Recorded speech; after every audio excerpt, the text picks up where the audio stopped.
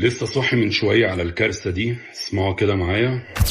السلام عليكم، ازيك يا استاذ سامح؟ انا من فاقوس شرقيه. عايزه حضرتك تتكلم عن مدرسه اللغات التجريبيه اللي في فاقوس شرقيه، اللي طلع منها اول الثانويه العامه السنه دي.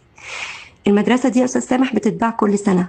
المدرسه دي في واحده في فاقوس متعهده ان هي بتلم من اولياء الامور، اغنياء فاقوس اللي اولادهم في المدرسه دي فوق المليون والاتنين مليون جنيه، وبتشتري المدرسه دي من اولها لاخرها، بتشتري كل اللي بيدخل المدرسه دي.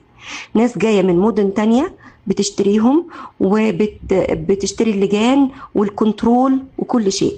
اللجان جوه بتبقى الموبايلات فيها مفتوحة، مدرسين بتدخل تحل، ذكاء اصطناعي بيحل، سماعات، موبايلات، كل ما تتخيله. اللجان من أولها أكتر لجان بتتباع هي لجان الأغنياء، يليها المتوسطين، يليها طبعا المعدومين، لجانهم ما بيخشهاش حاجة خالص. رجاء